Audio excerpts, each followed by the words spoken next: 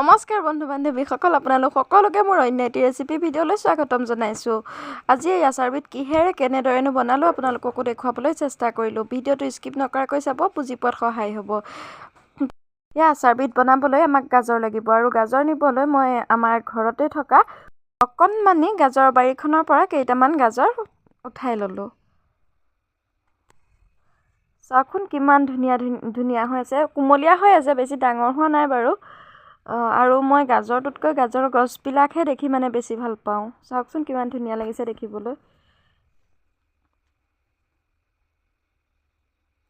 এটা এটাকৈ ধুনীয়াকৈ উঠাই লৈছোঁ।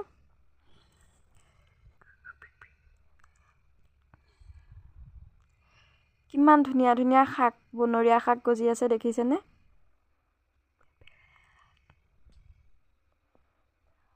এইটো চাওক গাজৰটো ষ্টাইল, যেন মানুহ এজন বহিহে আছে। আৰু এয়া জিলমিল শাক।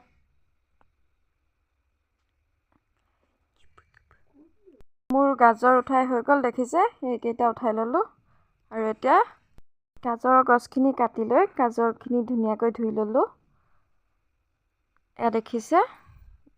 আৰু ইয়াৰ ওপৰৰ বাকলিটো পাতলাকৈ গুচাই দিম মই, তেতিয়া আচাৰটো খাবৰ কাৰণে ধুনীয়া হ'ব। এয়া দেখিলে ধুনীয়াকৈ গুচাই ল'লোঁ। আৰু এতিয়া মই এয়া ধুনীয়াকৈ পিহনা এখনত, একেবাৰে সৰুটো দেখিছে তাত মিহি নকৰোঁ, এই ডাঙৰটোত অকণমান মিহি কৰি ল'ম। এনেদৰে আপোনালোকে মিহি কৰি ল'ব, যোনে যেনেকৈ খাই ভাল পায়। কিছুমানে সৰু সৰুকৈ কাটিও লয়, তেনেদৰেও খাব পাৰে। মই এনেকৈ মিহি কৰি ল'লোঁ। আৰু ইয়াতে মই আধা চামুচ হালধি দিছোঁ আৰু এচামুচ নিমখ দিছোঁ আৰু ভিনেগাৰ দুসাফৰ দিছোঁ। ভিনেগাৰ সাফৰটোৱে দুসাফৰ দি দিছোঁ, বেলেগকৈ জোখ লৈ থাকিবলৈ আজি মন নগ'লে, এলাহ লাগিলে অকণমান। আৰু ইয়াতে পকা জলকীয়া কেইটামান ফালি পেলাই দি দিলোঁ। আৰু এতিয়া গোটেইখিনি ধুনীয়াকৈ মিক্স কৰি ল'ম।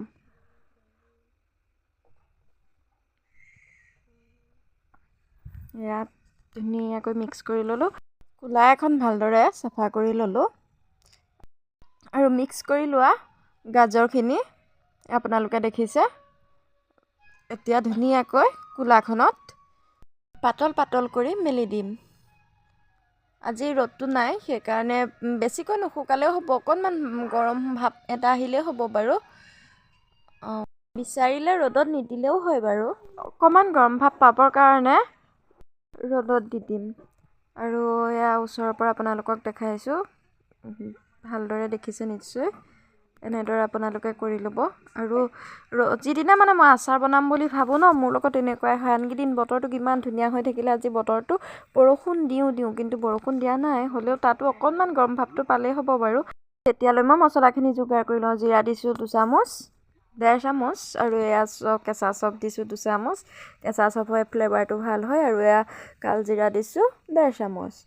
আৰু মেথি গুটি আধা চামুচহে দিছোঁ দেই, তিতা হ'ব বেছিকৈ দিলে। আৰু এয়া জৰ্নি এচামুচ দিছোঁ আৰু বগা সৰিয়হ 2 চামুচ দিছোঁ। আৰু ধনিয়া দিছোঁ 2 চামুচ। আপোনালোকে যোনে যেনেদৰে খাই ভাল পায় তেনেদৰে দিব পাৰে। আৰু ধনিয়া দিলে গোন্ধটো চেণ্টটো ভাল আহিব, সেইকাৰণে মই ধনিয়া 2 চামুচ দি দিছোঁ। আৰু এতিয়া ধুনীয়াকৈ ভাজি ল'ম। বেছিকৈ আপোনালোকে নাভাজিব, বেছিকৈ ভাজিলে অকণমান তিতা হ'ব। আচাৰখিনি এনেই খাবলৈ ভাল নালাগিব। আৰু ইয়াত মই শুকান জলকীয়া কেইটামান দি দিছোঁ। শুকান জলকীয়াও আচাৰৰ ফ্লেভাৰটো ধুনীয়া কৰে। আৰু এয়া মোৰ ঠাণ্ডা হোৱাৰ পিছত, ভাজি হোৱা ঠাণ্ডা হোৱাৰ পাছত ধুনীয়াকৈ গ্ৰাইণ্ড কৰি আনিলোঁ। বেছিকৈ আপোনালোকে গ্ৰাইণ্ড কৰোঁতে মিহি হ'ব নিদিব, তেতিয়া কিবা এটা আচাৰটো টেষ্ট নুঠিব।